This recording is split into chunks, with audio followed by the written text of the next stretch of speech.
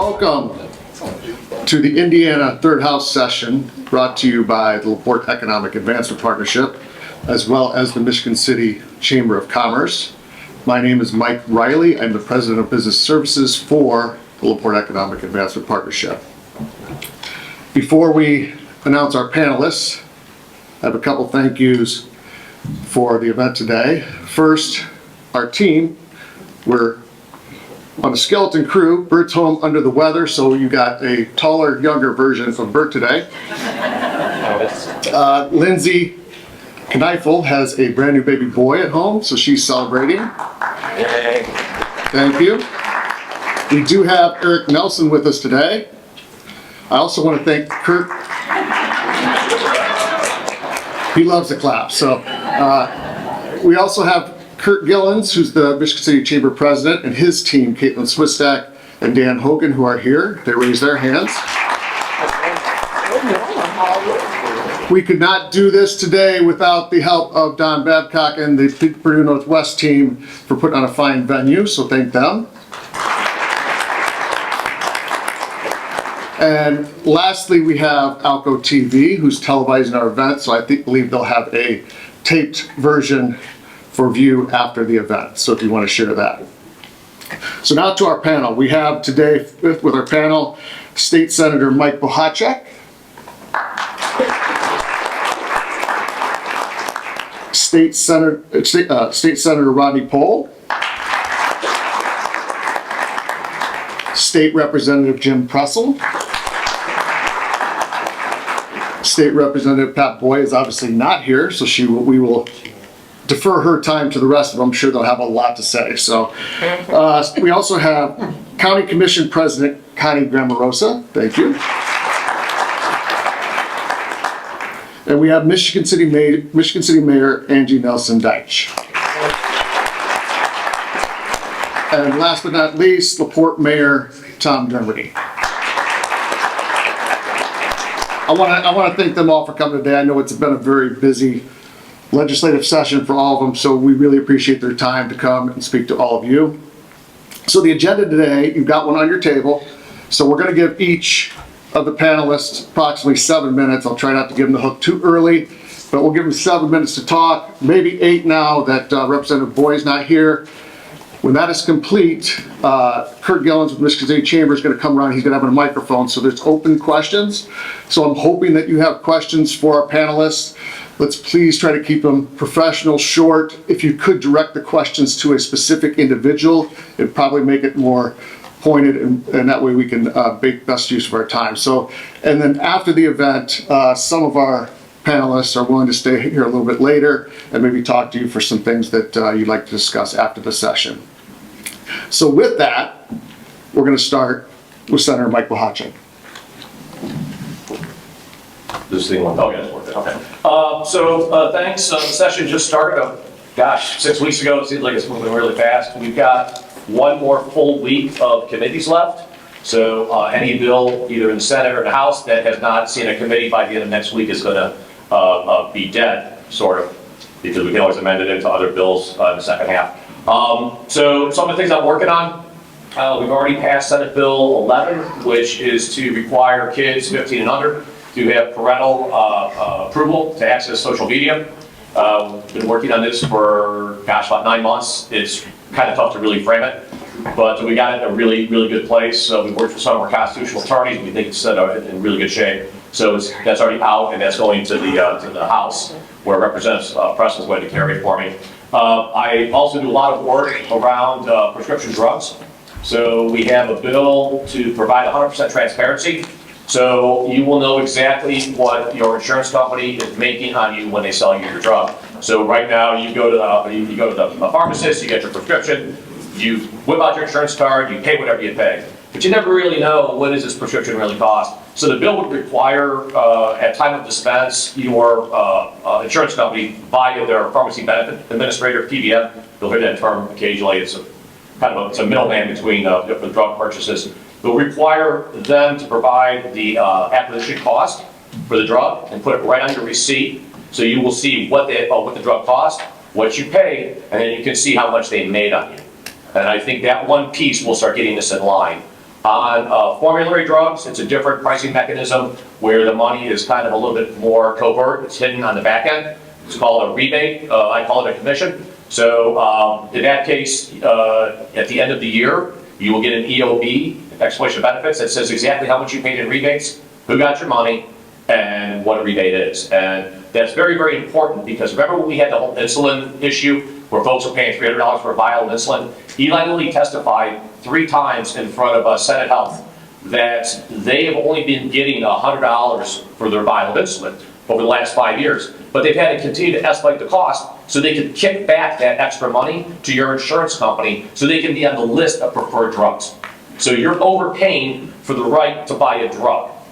It's kind of stupid because you're already paying insurance premium. So that's what that's going to try to address. And something else. This is still moving this week. It's amended vote only for Tuesday, and this addresses the issue with 2 things for our kids. One is low THC products. The low THC gummies and those other products.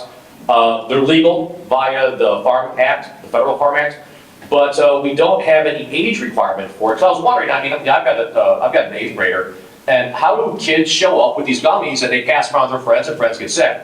And there's no age limit. And I didn't believe it, so I sent my daughter with a $20 bill and I sent her into a local gas station. She came right out with them. So it's kind of silly. So what it does, it puts a 21 age limit on it, but we made it a little tougher. If the retailer sells them and it results in somebody being harmed or death, it becomes a level 5 felony, which is pretty tough to the retailer.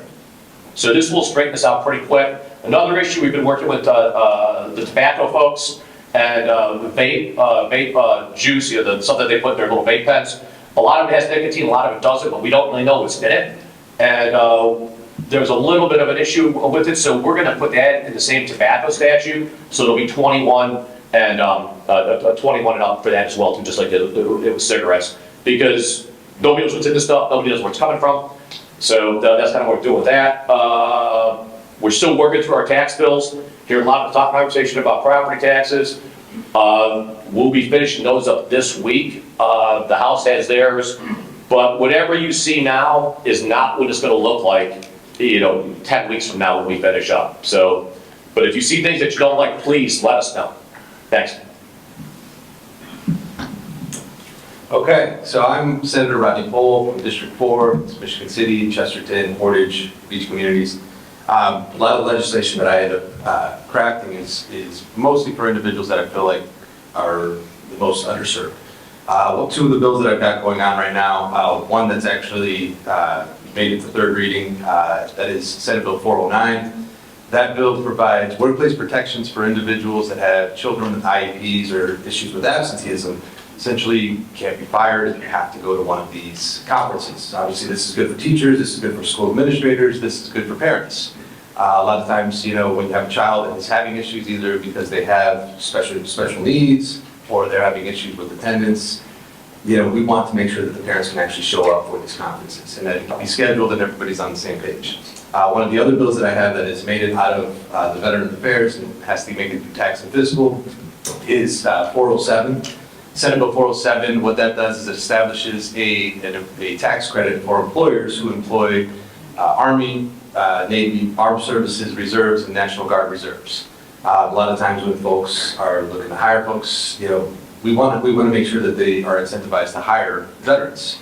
So this would provide a tax credit for those individuals for the time for which they are on leave, on active duty, training orders, things of that nature. Some of the bills that I have not gotten a hearing on, but I would like to continue the conversation on. I have a bill that would eliminate the interchange fees on credit cards. A lot of folks don't know, but you pay an interchange fee on the principal, you pay an interchange fee on the taxes, and you pay an interchange fee if there's a tip. And there's legislation that passed in Illinois that I thought, this looks pretty good. This would essentially save individuals that have to use their credit cards quite a bit. Those fees, and it ends up being the retailers and a lot of businesses that will benefit from that. That bill is right now the legislation is in litigation over in Illinois, so we're kind of slowly closely watching that. 2 of the other bills that I've gotten some decent discussion on because there's interest on the other side of the aisle as well. on unemployment.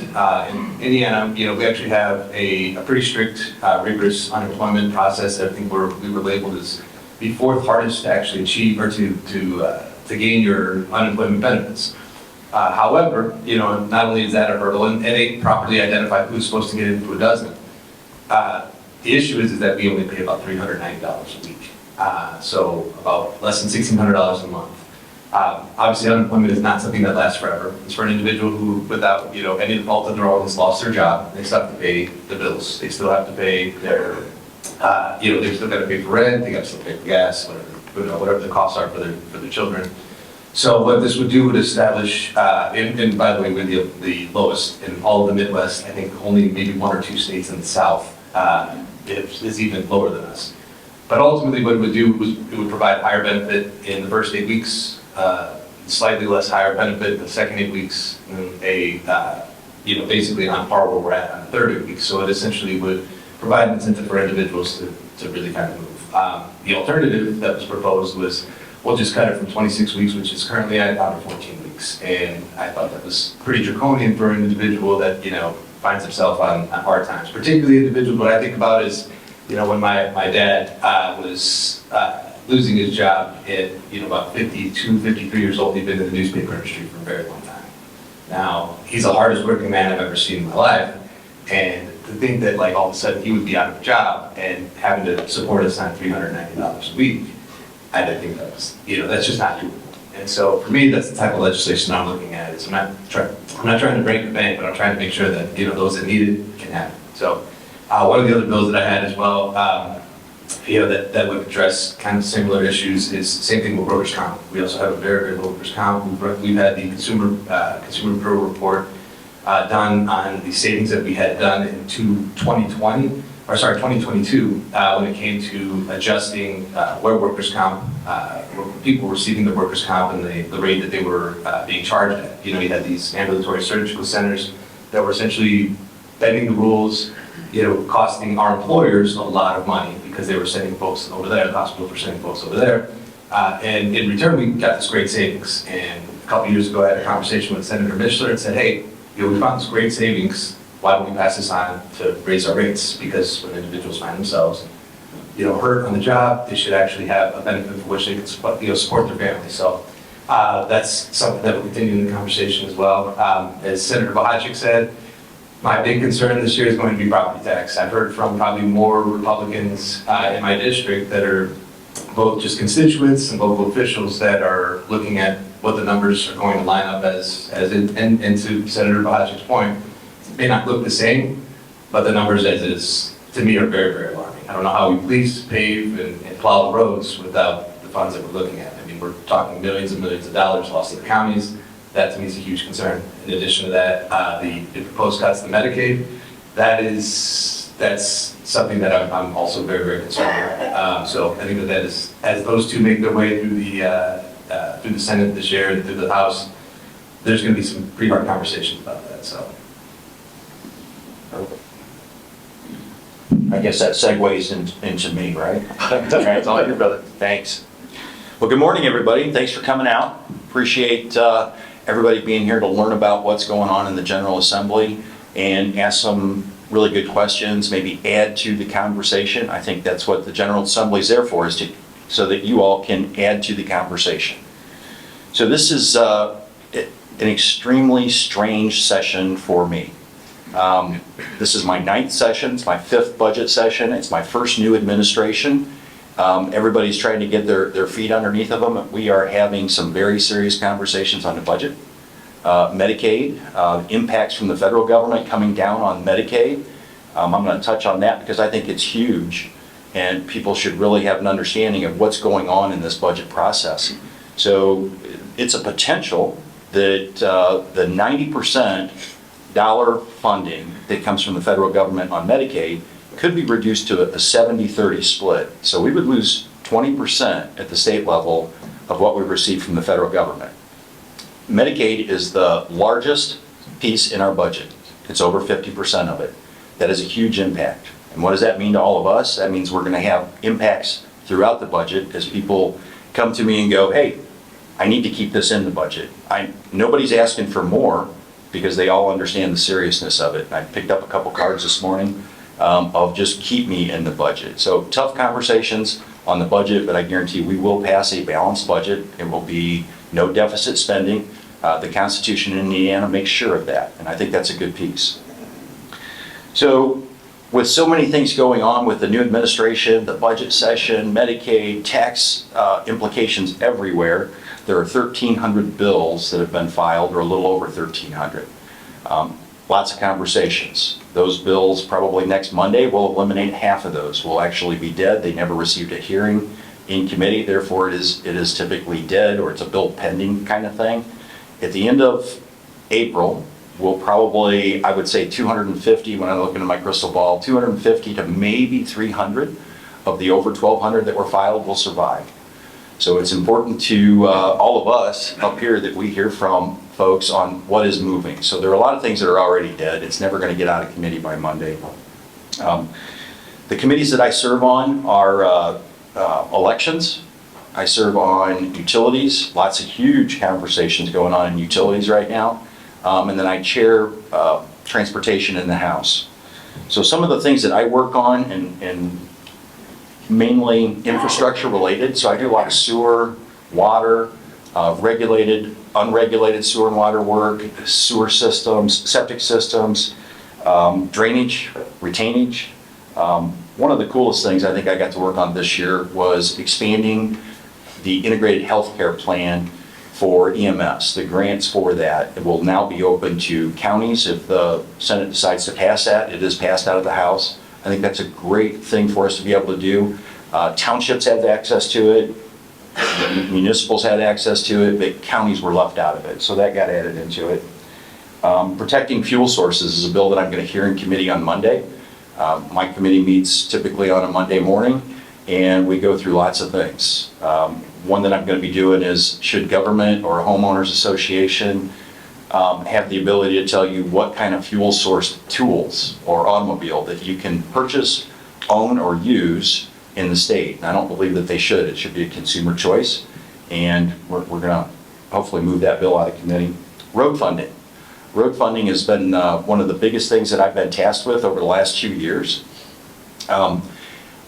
We fund roads in Indiana 100% through the gas tax. There was a huge bill in 2017, 1002, that raised the gas tax by 10 cents a gallon. That's how we fund roads, local and state.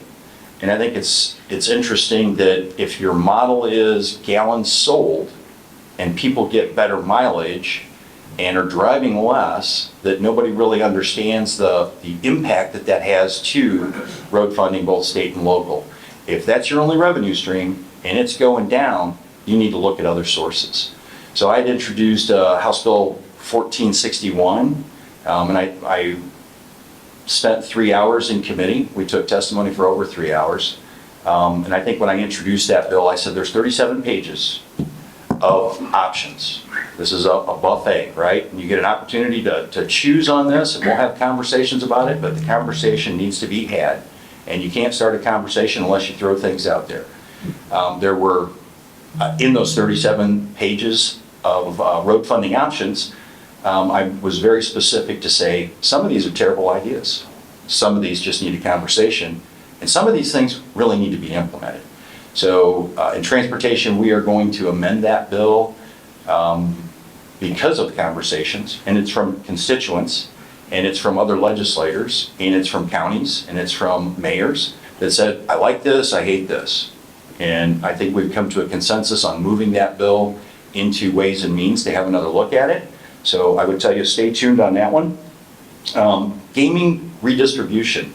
I've carried that bill in the House for 3 years now, could never get any traction with it.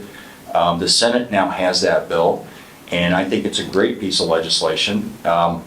The senator actually has got a hearing and appropriation set up for it, and what that would really do is host communities like ours would be able to budget for this. These are the dollars we're going to receive going forward through a simpler process, and it just says it's 5.3% of the revenue raised versus the complicated system that we have right now, which would mean more consistency in local budgets, and it would mean we're going to receive a little bit more than we're currently receiving right now. So with that, I will turn it over to Pat. Good morning. I'm sorry I was late. I live that way. Really do. It's terrible. There's a thing called time blindness, and I've got that. Where do I start? I'm actually getting a bill heard this year. I've been in the State House 7 years. I've had one bill heard and not voted on. Thank you, Representative Pressel, because his Roads and Transportation Committee is going to be, they heard my bill, and it's gone through second reading. It's going to be voted on Monday in the House. Then it's got to go to the Senate. But it's to remove the supplemental vehicle tax on motorcycles, motor-driven cycles. I got the wording from the BMV. They are in favor of this bill. If you buy a $2,000 bike and have to get a license plate for it, you have to pay fees. And if you have an electric one, you're paying the fee on the electric vehicle tax. And for a small motorcycle, that's not going to be damaging the roads. It was going to be costing them a lot of money every year just because they were electric. They're not burning any fuel. They're not tearing up the roads because they're small. The BMV gave me the wording. I was going to go by the weight of the vehicle. They said it's a motor-driven cycle or a moped. So that was changed before it was heard in committee, and it passed unanimously. I was amazed. It's the first time in 7 years. So I also have another bill on getting opioid overdose reversal drugs like Narcan in all the schools if they don't have them already. It's not a big cost to the state. I think the fiscal bill on it was $90,000, and that's if we had to pay for every school. A lot of schools already have it because they've gotten them from agencies that give them away. There's a new drug also, or a couple new drugs that are more potent. Instead of having to give 2 doses of Narcan, they can give 1 dose of something else. That's also going to be available. I'm still waiting to find out what the cost is on those. But that's an option for schools if they want them. The bill actually requires the schools to have a prescription from a pharmacy, and they're supposed to refill it when they run out or if they have to use it. But it's going to be required to be kept kept safe in the school with the medications that they already keep for kids. And there's a question of whether we can get it used at sporting events. So that's another issue that we have to talk about. But it's been heard in committee in education, and I'm hoping to get it done because we never know when it's going to be your kid or your grandkid who gets their first pill from somebody because they have a headache and they have fentanyl in it. The pills that they have now, it's gone from 7,500 that were seized in 2017 to 115 million pills that were seized in 2023. And the number keeps going up because fentanyl is occurring in more and more pills that look just like prescription drugs. I'm hoping that gets through committee. I don't know if it will. It wasn't even heard last year when I supported it, but maybe it will. One of the big issues that we've been talking about is immigration. They want local departments to, if they find someone who has committed a crime, either a misdemeanor or a felony, and they're arrested for it, and they have probable cause to believe that they're not in the country illegally, they have to refer it to the county, and the county has to call ICE, and then they will determine whether they are in the country illegally. There are some problems with this. Language is a problem. If people are upset, they speak in their native language. Even if they can speak English, they might not. If they don't have an address to follow up on, it could be because they're homeless and not because they're trying to hide. I voted against the bill. It requires local police to follow up on this. It requires the county to follow up on it. It gives them more stress on the systems, and it's really unfair to people who live here, who have been brought here, kids who have been brought here by their parents. They have nothing to say about it. I voted against that bill for those reasons. There's a couple of bills in education that are problematic. There's no restriction, there's no requirements for any kind of experience in being a superintendent to become the Secretary of Education. You can have management skills in other areas, but there's no requirement. One of the bills restricts a local unit's planning or zoning to regulate school areas of a school's area of location of school on property. Charter schools will be permitted in all zoning districts, and land use applications must be processed on a priority basis. When I look at all the bills that come out of education, it looks like they are trying to get rid of public schools. There's a bill that is going to allow charter schools to take over in small areas where there's only a small population in a district, and they can become a charter school instead of a corporate school. They pay less to the schools. This is going to cut down on money that they spend in the budget. The budget for schools is very expensive, but the outlook for some of the schools in our area, Michigan City, over the next couple of years is supposed to lose like $3 or $4 million. Duneland Schools is supposed to lose $7 million. We can't keep on doing this and still expect more from our teachers and our principals and our students. There's a bill that passed yesterday in the House. I voted for it. It's called Dissolution of Human Remains, and it uses a process called alkaline hydrosis to basically dissolve a body. And there are remains that are left to be buried or to be put in a vault or a columbarium. There was a woman, one of the women in the House voted against it because the Catholic Church doesn't allow it.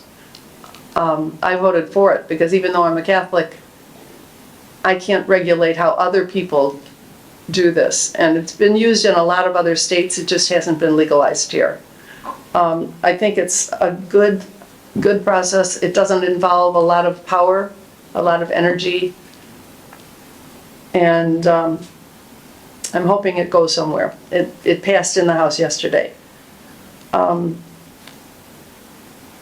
The one that I'm concerned most about right now is 1007, which is coming up on the House on second reading next week. It gives a credit against state tax liability for expenses incurred in the manufacture of a small modular nuclear reactor in Indiana. It establishes procedures under which certain energy utilities may request approval for one or more of the following from the Indiana utility, federal, I can't read here, I'm sorry. Indiana Utility Regulatory Commission, the IURC. They're the ones who allow or disallow increases to rates for the ratepayers. It sets forth the requirements for the approval of these three types of requests. It sets the standards for financial assurances by large load customers and cost recovery mechanisms for certain acquisition costs or project costs incurred by energy utilities. Basically, they're going to allow companies to do this and raise the rates in anticipation of this. So if it goes through, you might get lower rates later if they get the small nuclear reactors, small modular reactors. But if they increase the rates based on this going in, and it does not go in, they don't lower the rates. So you'll be paying for something that doesn't happen. I have a problem with that. I don't really have a lot more, unless you really want to hear me talk, which I doubt. But thank you very much for being here today.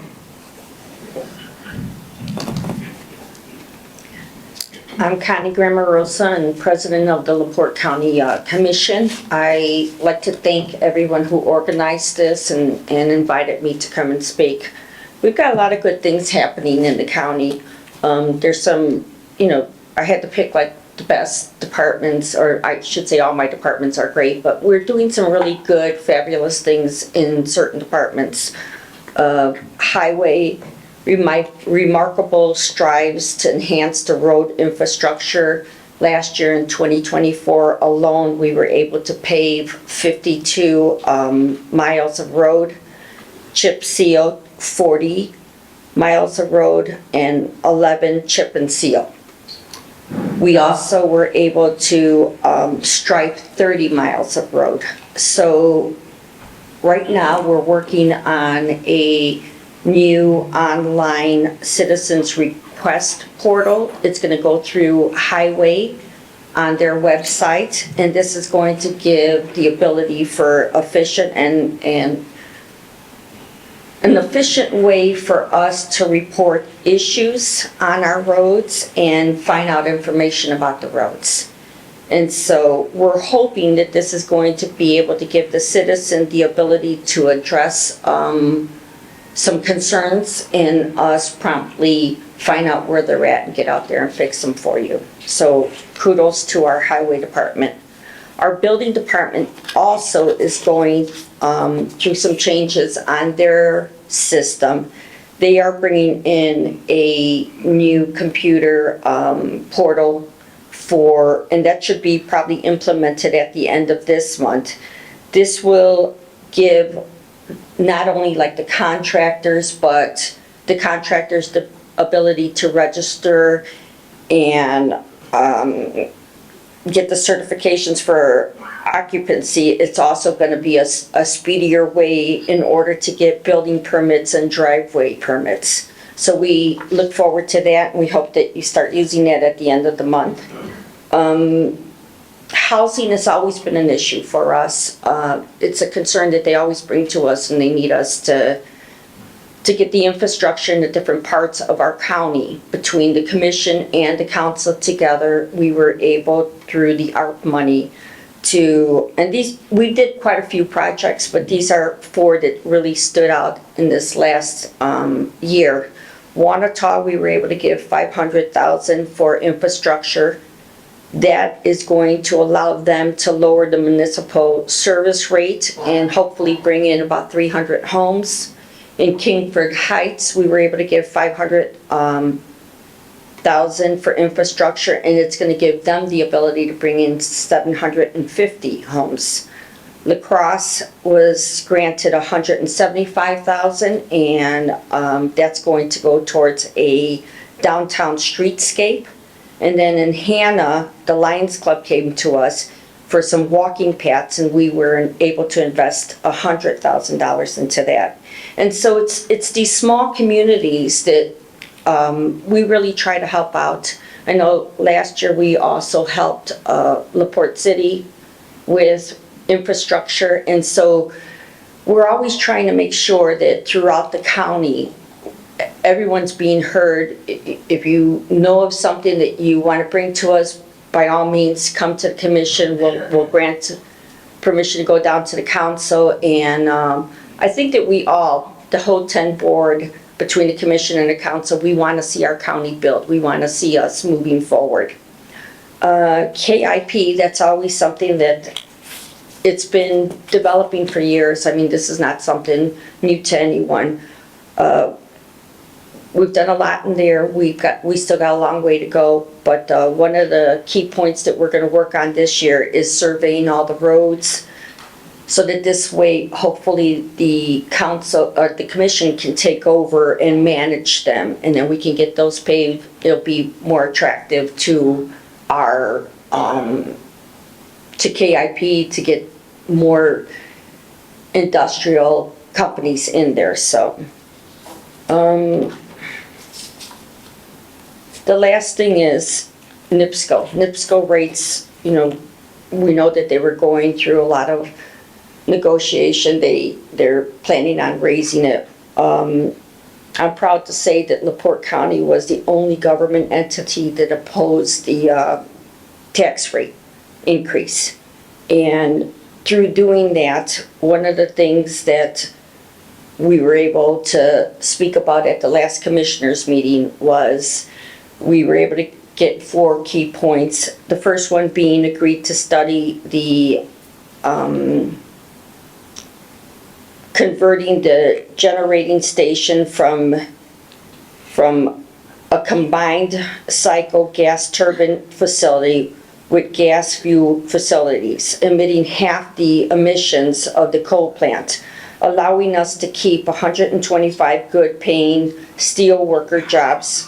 And also, if they were to keep it, it would keep $5 million a year in property taxes to the city and the county.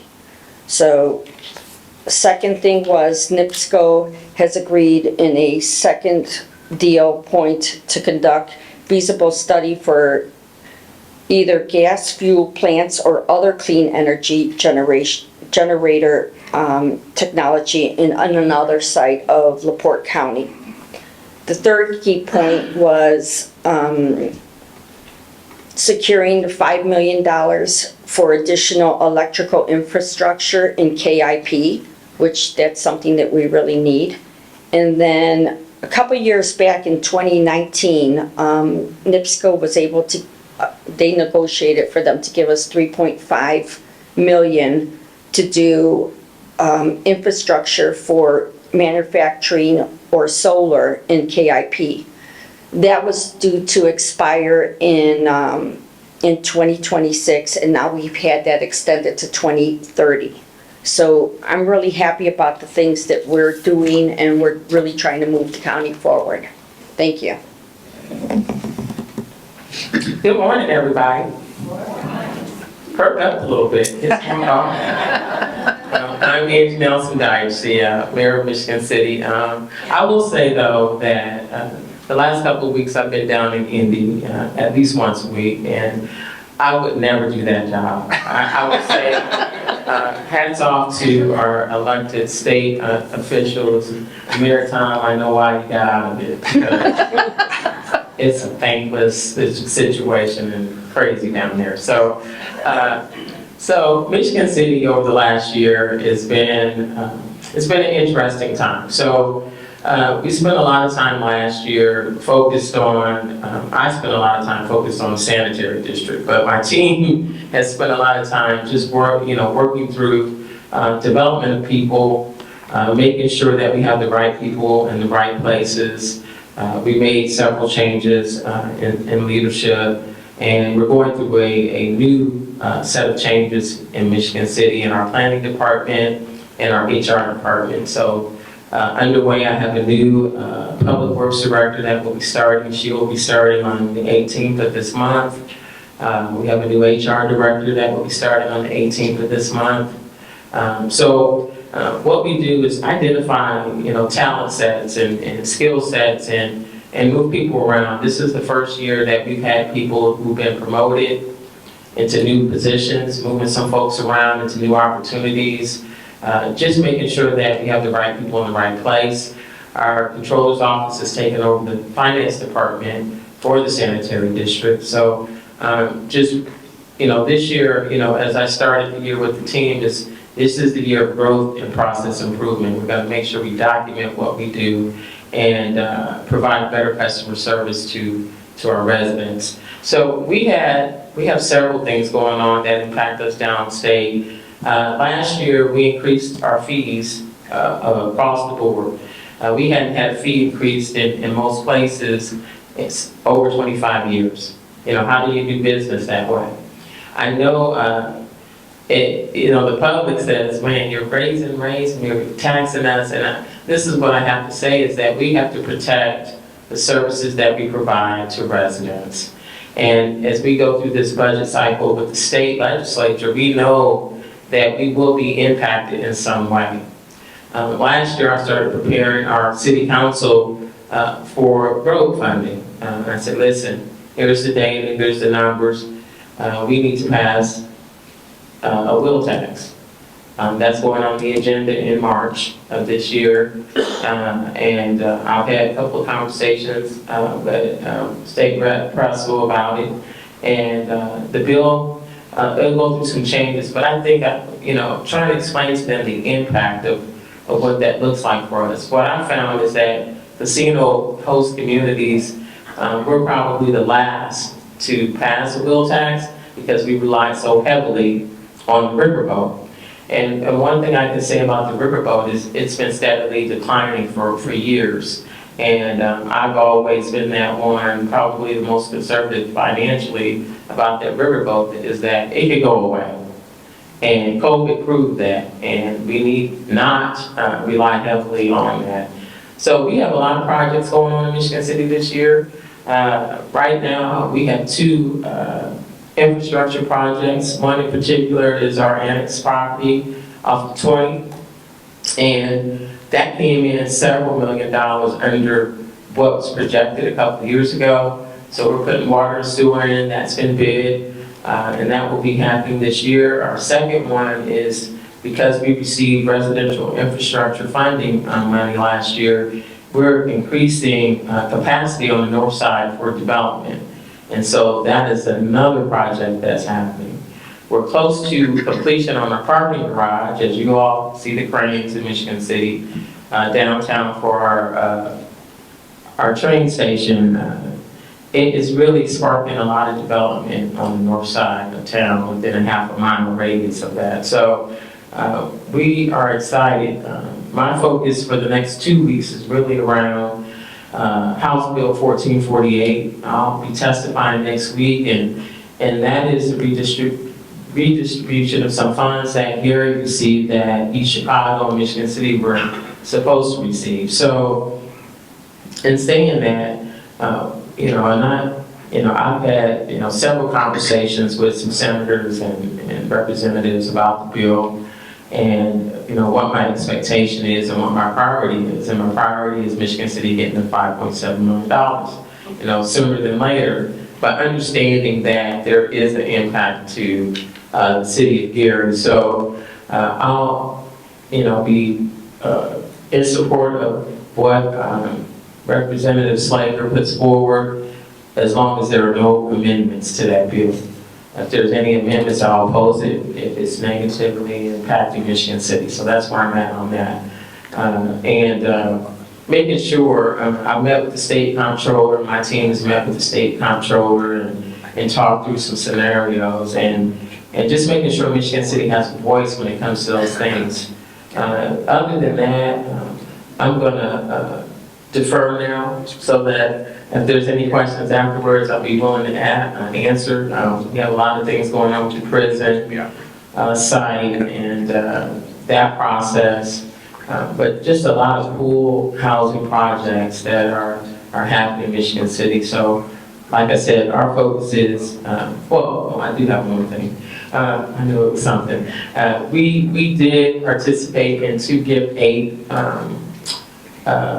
proposals, and Michigan City was a part of 2, and both of those were awarded. So we are receiving $4 million for our cultural trail from the train station to our trails and to the national park. That's going to be a cool project, and it's right there by 5th and 6th and Pine, which we're down to 2 finalists for that project. So interesting time. But the second piece of that is the Unity Foundation. I would like to thank, I see Jamie in here. Unity Foundation was the leader for us, and we received dollars to promote housing here in LaPorte County. Michigan City is using some funds for one of our ready projects, which is workforce housing. But the key piece of that is that there's money for us in our planning department. We're going through a transition now to a permitting software, and it's important to do that, but also we had another small piece of that for infill housing, and how do we help spark some infill housing in neighborhoods that need development. And I think that's going to be critical in Michigan City for those established neighborhoods to have, affordable housing, good housing, and not just rentals, because we know we're becoming the Airbnb capital of Indiana here. So we're trying to make sure we have housing for residents. So now I'm for. I'll grab that. Yeah. Good morning, everybody. Good morning, everybody. All right. Many of you heard my state of the city at the end of the year, so I won't repeat that. But big shout out to my team in the back, our team. Love that they're here. Wave, no love back. Some of the big things, and Senator Bohachik probably got out of here for a reason, because I was going to come after him a little bit. He's talking about vape and talking about all of these things. If you want to know about vape, walk into the LaPorte school system, for example, at the high school, and see what they're under attack with the school resource officer, Austin Epple, when he can literally test the vape that has been confiscated, and it will test positive for marijuana. And we've been telling the state police, excise, get your butts in the retail, start putting the hammer down, and all we hear is we don't have enough people, we don't have enough, yet we're gonna cut further funding. Until something negative happens with some of these young people, do the vape, do the things that our schools face. Now, is Mike gonna cut me off? Yeah, time's up. It's, let's be realistic about what we're trying to do and put the hammer down to keep our kids safe, because again, we have bubble gum jars this big at LaPorte High School that they are catching on a consistent basis of all the vape that's flowing through there that they're able to get at a retail establishment. And so let's be serious if we really want to do something. Also, property tax reform is obviously on the hook here. And I know while things will change, things will improve for residents, homeowners, and further make it difficult for local government. And I think it's a great opportunity to finally talk about eliminating property taxes. Let's quit fighting around the edges, and let's have the honest conversation of what it looks like to not have property taxes. Because this is what's eventually going to happen. And you can't have the layers of government that we have if you're going to eliminate property taxes. And as I said, if you want to get rid of city government and a mayor, let's talk about it. Let's sit down. We can't protect the jobs or protect our own jobs. And let's have the conversation for trustees, counties, but let's make sure we're protecting schools. Schools with an education, no offense to anybody, we don't want to become Mississippi. Let's make sure our kids are educated, and let's make sure the proper funding is going on to make sure our kids are being educated properly and can walk into the workforce and hopefully stay at home. So LaPorte, we've got a great superintendent now, a great team, and we're moving Dr. Sandra Wood that's here.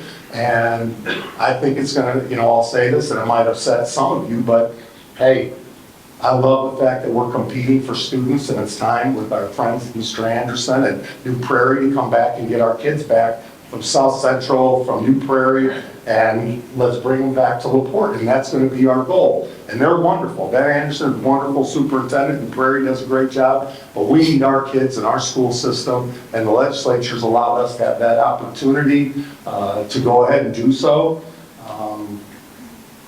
But when we talk about property taxes in schools and so forth, I'm all about local control.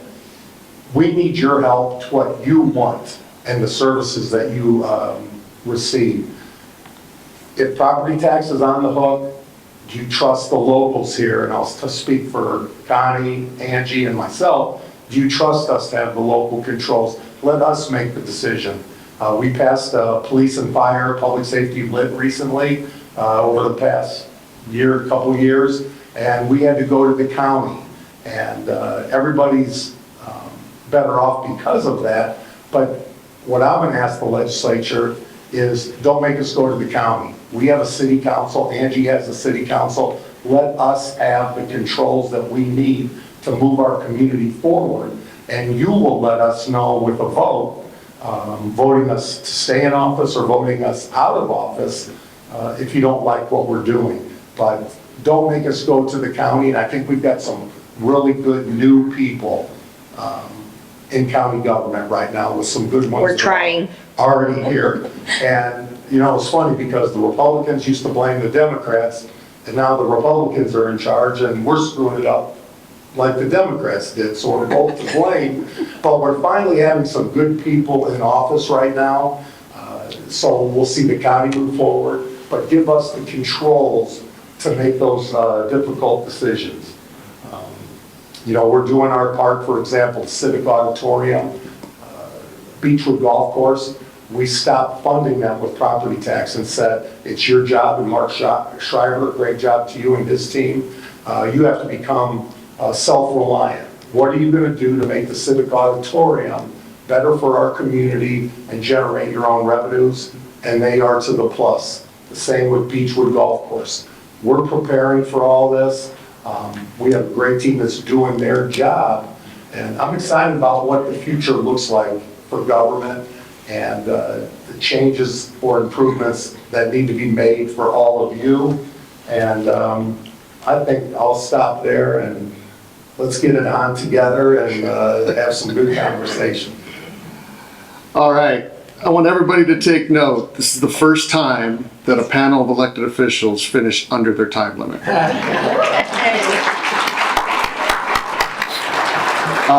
But on a serious note, they're up here, they're elected by all of you, they're representing all of you. I appreciate them taking time up here to give their thoughts and their initiatives. So if we could give them a round of applause before we go into questions. And with that, we have time for questions. So I'm asking everybody, oh, we already got one. So we've got Eric and Kurt, could you guys grab a mic? Might need to grab one of those as well.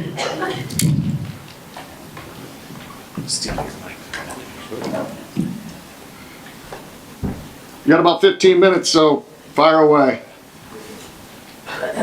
Hey, good morning, and thanks for coming out this morning, appreciate it. Just a couple of general comments. I grew up in Michigan City, I've lived in New Jersey for about the last 20 years. In New Jersey, from Philadelphia to New York City is one giant neighborhood.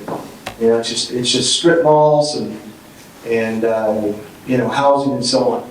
So my general question to you is, we all know that this is a high growth area now. LaPorte County, and now St. Joe. We've got a lot of jobs that are coming in. The 20 corridor and Highway 2 are wonderful to travel on right now. And even though we're all about growth, I think growth sometimes is a false god based on what I've seen in New Jersey. It really should be a focus on quality of living.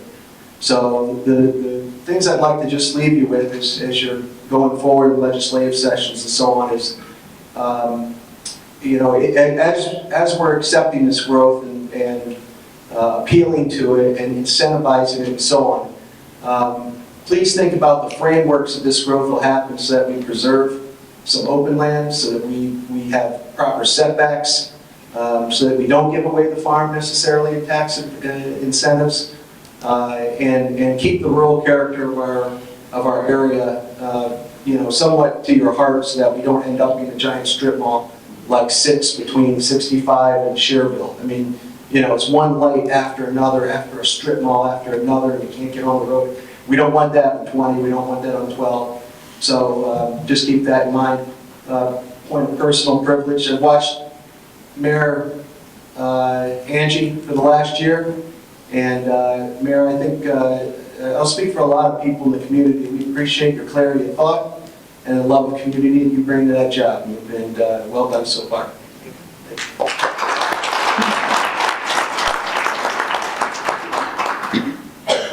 In the back.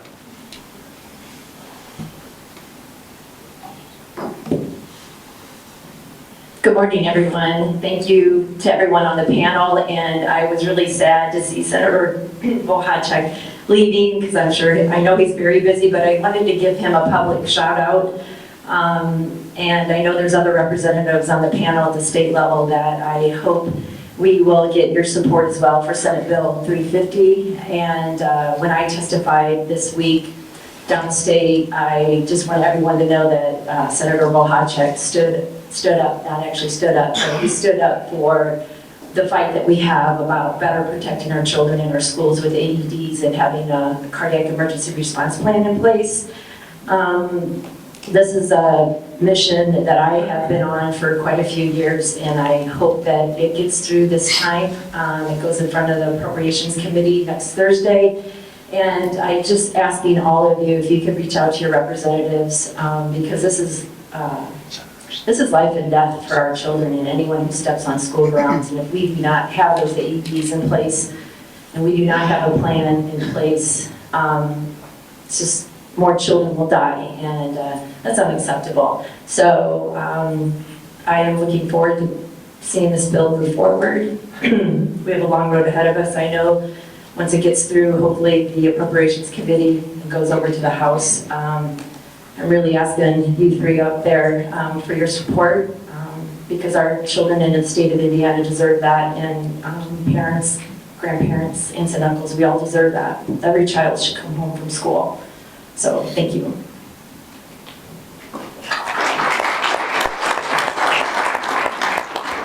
Good morning, and thank you for being here, the audience and the panel. I'm Paul Prespolinski from Michigan City. I have three concerns. My first concern is freezing the property tax for senior citizens that are turned 65 and that are collecting their social. And also, I believe that when it comes to property tax, that I shouldn't be penalized if somebody, that I've lived in my house for over a long time, and I grew up in the neighborhood. If somebody sells their house for $400,000 in my neighborhood, that I get penalized for it because they increase the value of my home. I think that that needs to be looked at the state level, that it's fair equity for homeowners that are living there, and the people that have paid that money, that much money for a home, that they should be charged according to their value. Not mine, because I haven't had. I'm just saying that needs to be looked at. And then the other thing is, when it comes to that wheel tax, is that going to be allowed to be adjusted by the community on the amount of money they need? Or is it going to be a flat fee? I think it's a flat fee per vehicle. So that's another thing that the legislators need to look at, that in the long term, on the legislation on the wheel tax, that if we don't need that flat fee, that it can be adjusted on what was talked about, given the elected officials the auspices of home rule. Thank you. So I'll take that wheel tax portion of it. So you'll be excited to know this, that Michigan City or any other community, county, municipality that is going to adopt a wheel tax, they have the ability to go from $5 up to, I believe, $80 if it's a semi. But typically on autos, it's from $5 to $25. So you could adopt it at $6. That's all total local control. The General Assembly does not dictate, other than here's the low and here's the does that make sense? I'll take the first portion of what you were talking about, which was on property tax in particular.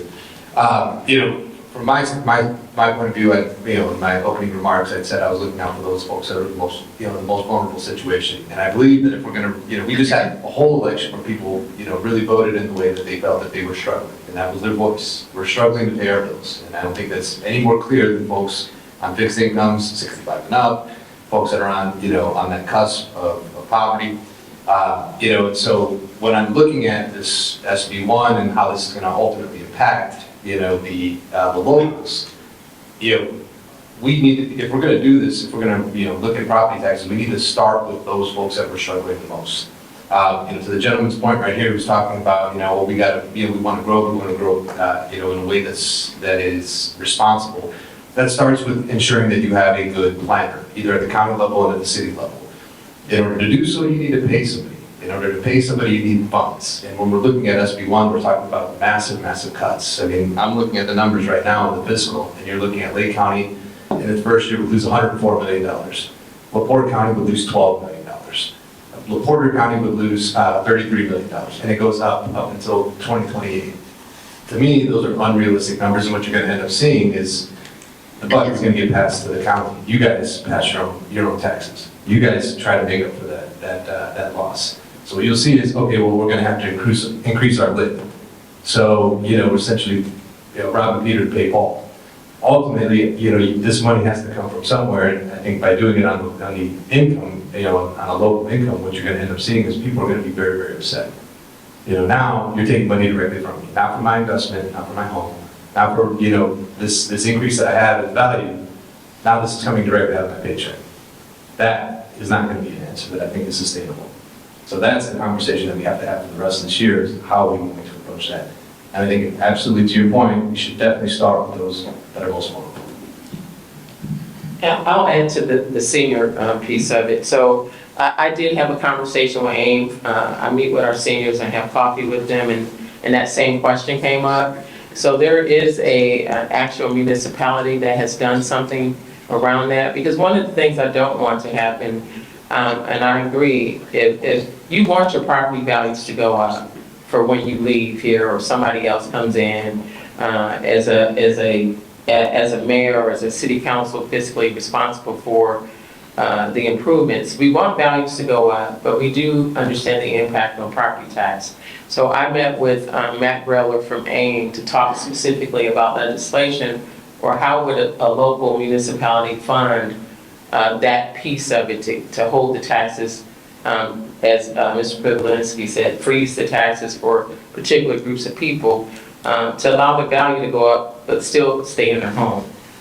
Because I still believe that the values, you want your values to increase, but I understand the property tax piece of it. So when I think about riverboat funding and some of these things that we hadn't utilized for actual projects versus operations of city government, those are the things that we should be looking at, using riverboat funding and things to sustain, the people and that cultural value that we talked about, and keeping the quality of living at a certain standpoint. So I am working on something through the state organization, and understanding are there opportunities to do that. So I've already had that conversation. It came up back in November with some of our constituents in Michigan City about doing that. Because right now there's some things around age, but if they're at a certain income level, they don't qualify for certain benefits if you make so much monthly, no matter what your age is. So that criteria is there, but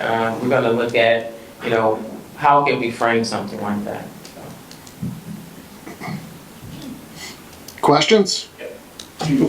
I have a couple of things that I'd like to bring up, please. First, I want to echo Julie's support of SB 350, AEDs. I'm a New Prairie parent, and we've definitely seen the value of having that in our school system. And then there's two House bills that I'd like to bring up. The first one is House Bill 1174. If you have the chance, I hope you will vote against both of these bills.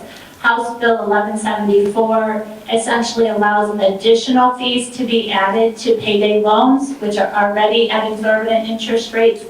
They would bring, potentially these additional fees would bring interest rates to triple digits for loans under $5,000 for families that are typically doing payday lending, because they don't have other ways to try to make ends meet throughout the month. So that, I think, is really important to help our vulnerable populations. Secondly, House Bill 1662, which, if you read the language, it sounds like it's trying to help our homeless population. That language is very misleading. It will actually criminalize homelessness. It will take our state away from national best practices that are proven and being used in our state now to help these populations. And it will make it even harder for our homeless population to move from their circumstances. So those are ones I hope you'll keep your eye on and ask you to please vote against. If I could add to that, I want to point out what makes LaPorte such a wonderful community is for our homelessness, thanks to the Nest in Michigan City and Lisa Perzakowski at Center Township, just coming together to use our depot building for those individuals that have been homeless during the cold. NIPSCO's here, they were very supportive, and it just was great to see private business, public government come together for the right reasons to make a difference in people's lives. We've already had 3 different individuals be reunited with their family somewhere outside of LaPorte.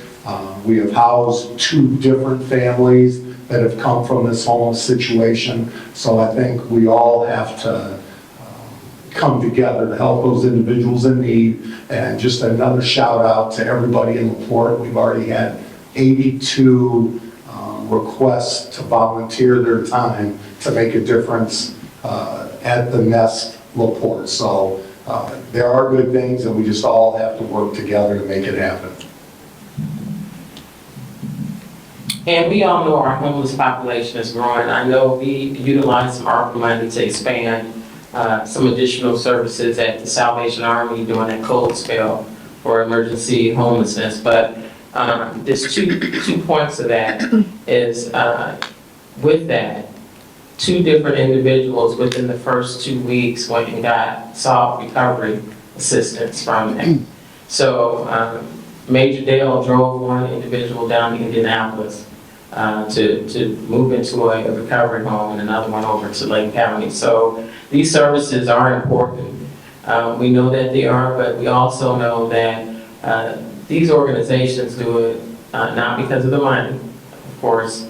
So I also ask that, you know, our representatives vote against it if it comes to the floor. But it's important. We keep expanding services, and I wonder, are they coming from other places because we keep doing the work that we're supposed to do? But nonetheless, the Nest in Michigan City and now Salvation Army has stepped up as an overflow because they didn't have any more room. So we had to figure out a way to fund it, and we did. But knowing that people are getting the services that they need is important. And I'd like to speak about 2 of the issues. One is with the homeless and the low income. You know, the county did help out Homeward Bound for a housing project over on Carwick and 12. And I think that that's going to really help out Michigan City and the county. And the other thing was AED. That's the second time I heard that. And I'd like to do a big shout out to LaPorte City. They are AED first. You ready? And we are also working with the Health Foundation that started a couple of years ago with Maria Fruth. Our 911 director, Matt Deckard, I see the chief back there, Schreiber, and EMS director, Eric Fenstermaker. And they 3 have been working really hard. Now, our health department has gotten on board, and we're really working in our county to get us up and running and make sure that we get those AEDs throughout the entire county. So I understand it's an important thing for the entire state, but we really are working hard here in LaPorte County to get that taken care of. Thank you. Thank you very much for bringing up those 2 bills. They're very important. A lot of people believe that homeless people are just lazy, or they just don't want to go to work, or whatever. But a lot of people don't know that if you are not working at a very well-paying job, and you have to get to work by car, and your car breaks down, you can lose your job. And if you lose your job, you can't pay your rent. If you don't pay your rent, you can get evicted. If you get evicted, you're not likely to find another place to rent. It just is it's a vicious cycle, and it makes people homeless. They live in their cars, they live on the street. We need to do something about that, but we certainly can't criminalize it because not everyone is there because they are drug addicts. And the other one was the AEDs. I like that a lot. My son's middle school has it. He wasn't in middle school, but last year when I went and had a tour of it, they had an exercise to demonstrate it, and it was amazing how fast the response was and how well it was done. And I think it's a really good thing to get that in all the schools. Thank you. Do we have any other questions? Last call.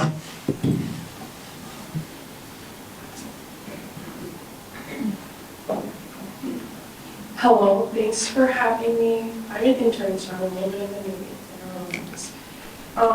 So we're talking about funding, and it sounds like to me like the state of Indiana and a lot of our communities are lacking in that. One bill that I wanted to ask about was House Bill 1332, which legalizes and puts in the form of tax legalizing marijuana.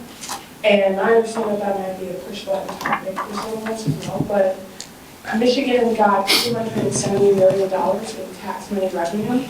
So I was just wondering for our state officials, what is that looking like for bringing those tax dollars back to our state or welcoming maybe that extra form of tax revenue? Because it seems like we're losing a lot of it in a lot of areas, and maybe that might be a helpful way to bring some money back to our state to help these communities. I'll take that one. I've filed every year that I've been in the legislature. I filed a bill either on medicinal or recreational legalization of marijuana over 21. And my predecessor had filed that bill since 2011, before any of the other states had. She had kind of seen, what the temperature was nationwide and kind of got ahead of that. Right now, Indiana is only one of the, I think, last 10 states that doesn't have some form of legalization, either recreational or medicinal. Senator Bahacek talked about his bill, Senate Bill 11, which would make it illegal for individuals under 21 to access low THC. I actually had an amendment on that bill. We were able to discuss that in committee. Because to your point, I mean, we're talking about revenue. The dispensaries in the bottom third of the state of Michigan, they definitely check everybody's ID. They know who's coming and going. And 60% of their revenue is from Indiana Hoosiers. We're paying for it. This isn't like this is some unrealistic expectation. I mean, we're just essentially funding another state. That has been a very, very difficult conversation. It's easier in the House. I know that there's more bipartisan support in the House than there is in the Senate. The Senate, we're definitely an older body. I'm the youngest senator at 40 years old. So I think that the mindset will change with time. But as of right now, that's where we see the roadblock. There has been talks, demonstrating this could bring in $230 million. This could bring in, $300 million on an annual basis in revenue. But that has not moved the needle quite yet. We've picked up a couple senators every session or so, but I mean, right now the numbers are 10 to 40, Democrats, Republican, and it's an uphill battle. I think folks in the Senate, there's reservations. I mean, there's still ideas of reefer madness that are still there.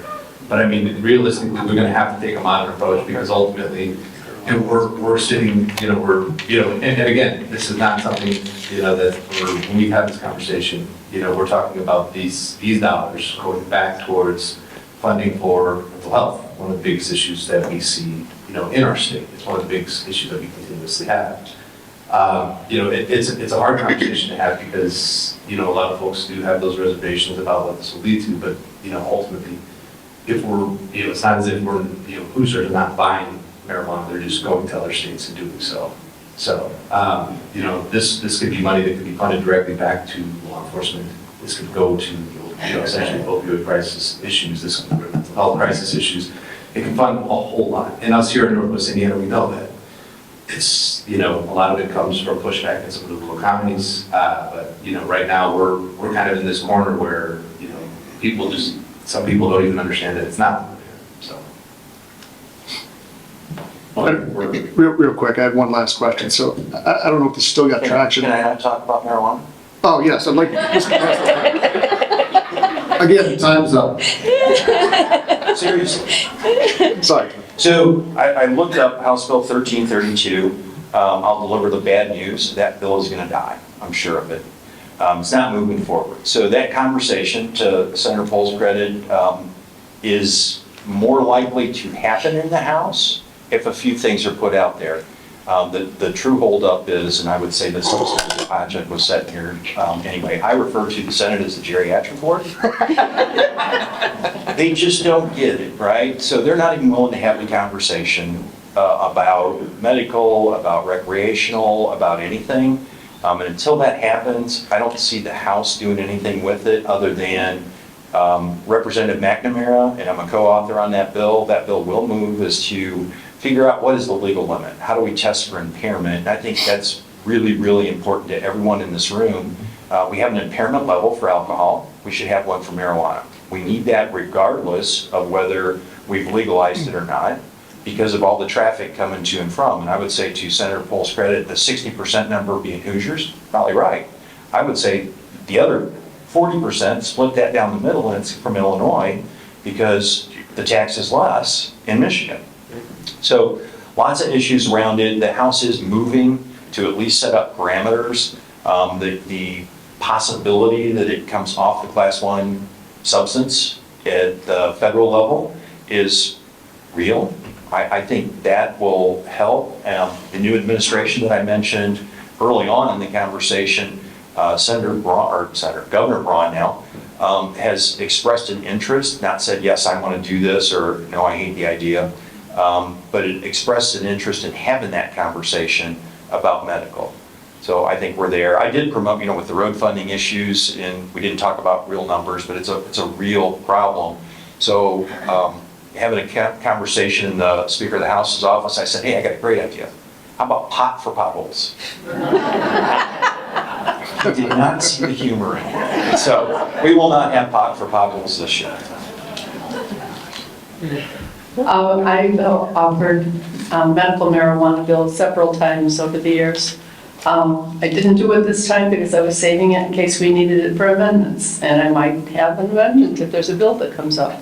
But in the meantime, there was a bill on opioid,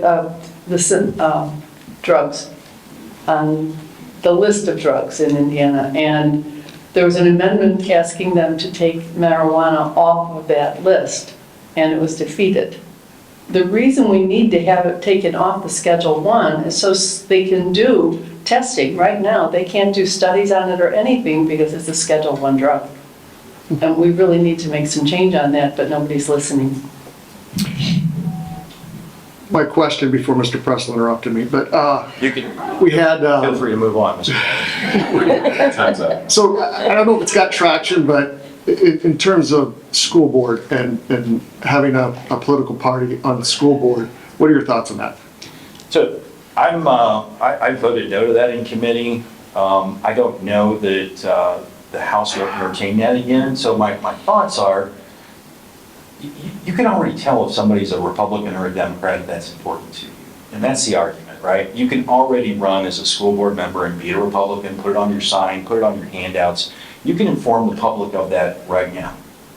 I don't know that we need to make school boards more partisan or partisan to begin with. I think that's a terrible idea. So I'll continue to vote no for that.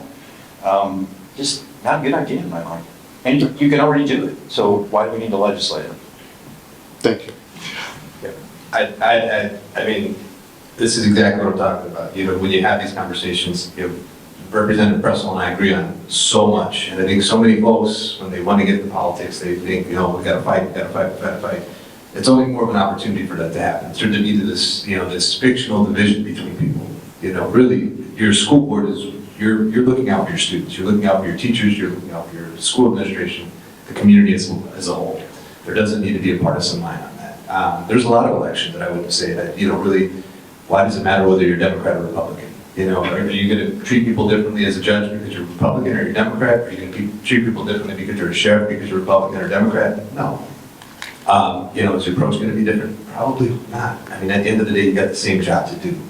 So the idea of making school boards very, very partisan at a time where we're already way too much on a partisan division, and it really clouds the actual job that is at hand. So I'm very much against it, and, I think, to me, it's going to be very, very problematic to have more, I think, respectful and competent dialogue if we do that. All right, with that, I thank you on behalf of LEAP. I'm going to turn it over to Kurt here to close us out today, but I want to thank the panel again, and I want to thank you all for showing up today. Yeah, just to thank everybody for being here today. There's a lot of big topics that are coming up, and it's great to have all of you with your watchful eye on it for us. We appreciate that. Let's give our panelists a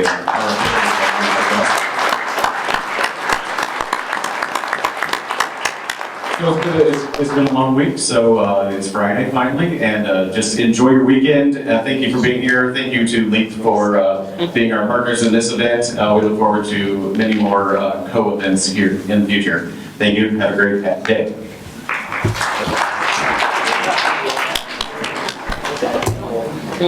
I love it.